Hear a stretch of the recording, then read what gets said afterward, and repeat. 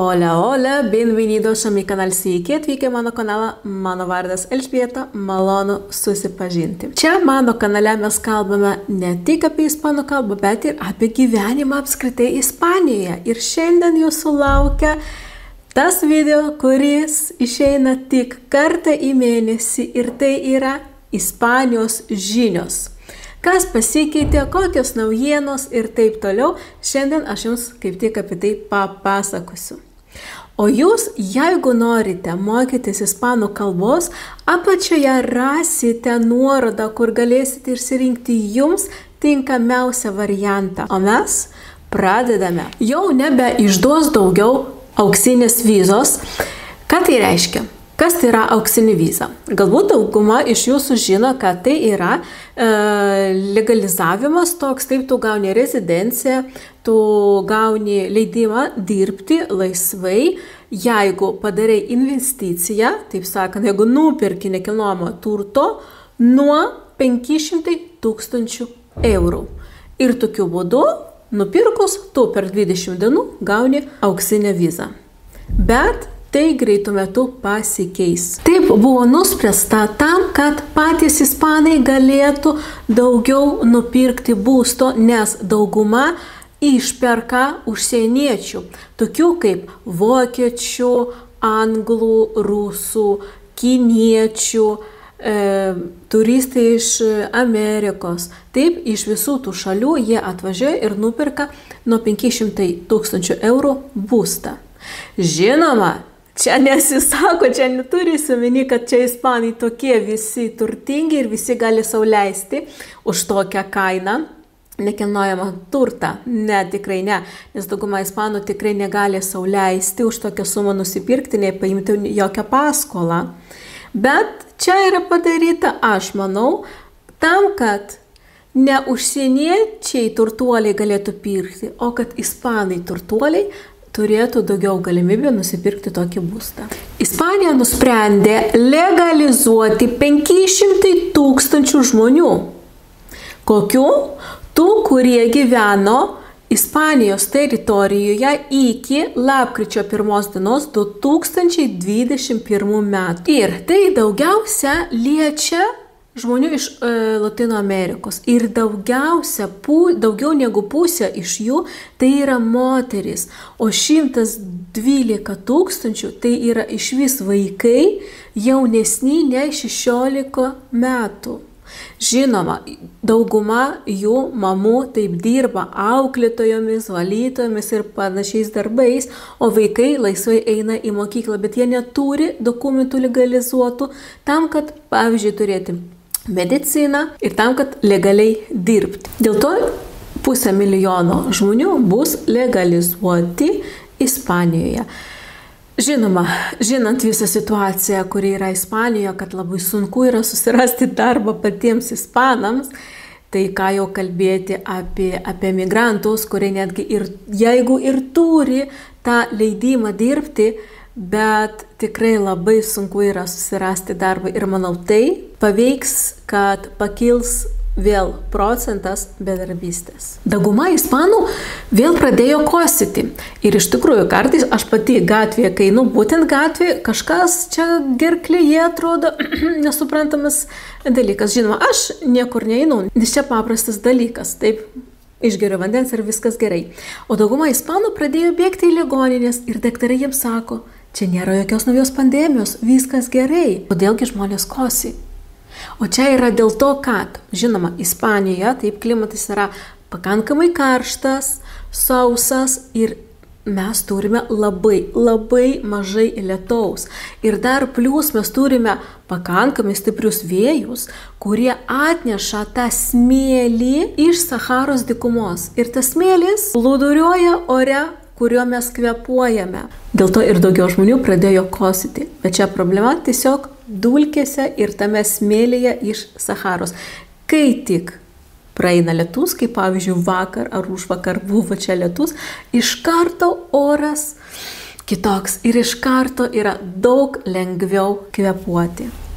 Ispanija yra neišskirtinė šalis, kuri turi problemų su tabaku. Portugalija, Prancūzija irgi turi problemų su tabaku. Ir Ispanija irgi nusprendė kovoti su tuo. Ir ką jie nusprendė, kad bus dar daugiau vietų, kur bus draudžiama rūkyti, dar daugiau tokių vietų. Taip pat jie nusprendė padvigubinti cigarečių pakuotės kainą. Prancūzija jau tai padarė, ten jau pakuotė kainuoja 13 eurų ar kainuos artimiausiu metu, jau jie priėmė tą sprendimą. Ir Ispanija planuoja eiti tuo pačiu keliu ir irgi cigarečių pakuotę padvigubinti kainoje ir jau kainuos apie 10-12 eurų. Nes tikrai labai daug Ispanijos žmonių tikrai daug rūko ir žinoma, ne visi turi pinigų leisti į cigarečių pakuotės, dėl to dauguma jų tiesiog perka tą tabaką ir susuka. Aš pamenu kažkada, kai Saragosos universitete mokiausi, aš tikrai pamenu, kai prieš mane sėdėjo berniukai ir per pamokos galą, tai kai jau buvo pamokos pabaiga, jie ten suko ir greitai išbėgdavo iš pamokos, iš paskaitos tam, kad parūkyti. Dėl to tai yra tikrai labai populiaru ir tai yra tikrai bėda, su kuria Ispanija, manau, labai gerai kovoja. Žinoma, jie taip pat nusprendė, kad pakuotės padarys dar baisesnės. Bet ir tai padės rūkantis. Galite rašyti, nes aš nerūkau, aš nežinau, o iš jūsų kas rūko, pasakykite, ar tikrai cigarečių pakuotė, jeigu jinai bus labai kažkokia baisi, negraži, ar jums bus mažiau noro rūkyti? Nes aš abejoju, kad tai paveiks, o bet kainų kilimas, manau, čia tai tikrai geras sprendimas. 80% visų nusikaltimų, tokių kaip vagysčių, apgaulyščių, kurios vyksta Barcelonoje ir kitose turistiniuose miestuose, juos padaro daugiausia turistai. Įsivaizduokite, 80% visų tų vagysčių padaro turistai. Dėl to būkite visada atsargus ir turėkite šalia savęs savo daiktus. Ispanija yra viena iš geriausių šalis, kam?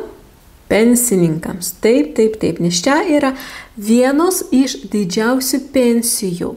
Kai kurios pensijos gali siekti net iki 3,5 tūkstančių eurų, bet čia žinoma jau turi surinkti, manau, visus maksimalius punktus, ten ir žmonos ar vyro, ir savo stažas pripliusuotas, sudarytas. Taip, bet iš vis šiaip, Ispanai, pensininkai tikrai gauna gerą pensiją ir tikrai jie laisvai gyvena iš savo pensijos. BBVA ir Correos, taip, du bankai, Correos irgi tai yra paštas, bet ir bankas, jeigu kas nežinojo, jie įvedė naują išėmimo pinigų sistemą.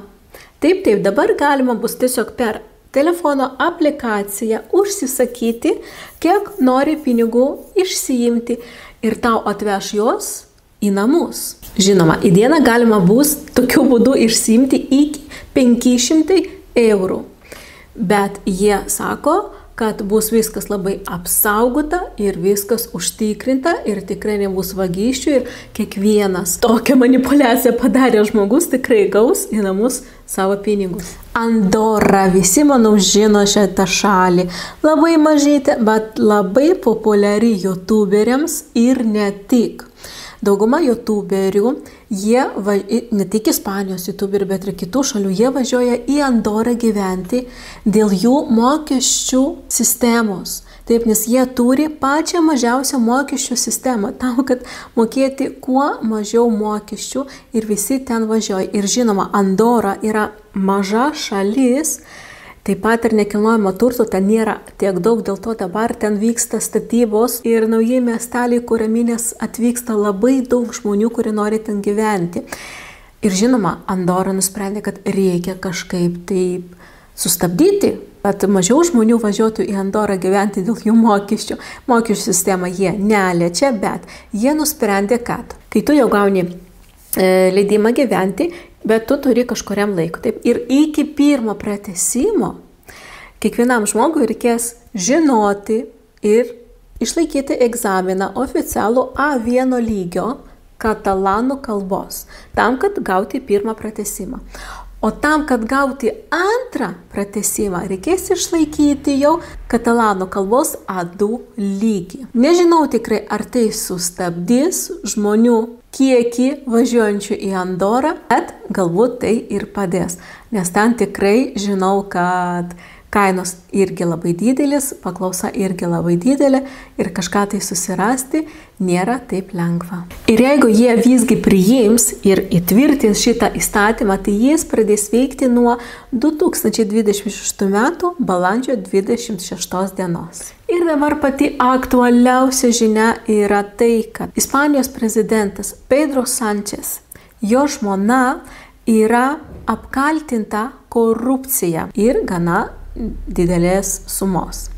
Ir tam, kad palaikyti savo žmoną, Pedro Sánchez pasakė, kad jisai kažkuriam laikui truputėlį sustabdė savo veiklą ir išvis galvos apie pasitraukimą.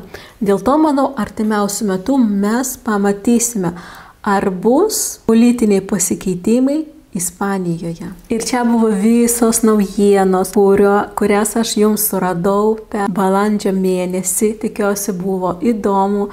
Jeigu žinote kažkokias naujas dar žinias, galite rašyti. O aš su jumis atsisveikinu. Ačiū, kad žiūrėjote. Prenumeruokite, palaikykite, dalinkite su draugais ir susitiksime kitame video. Hasta pronto!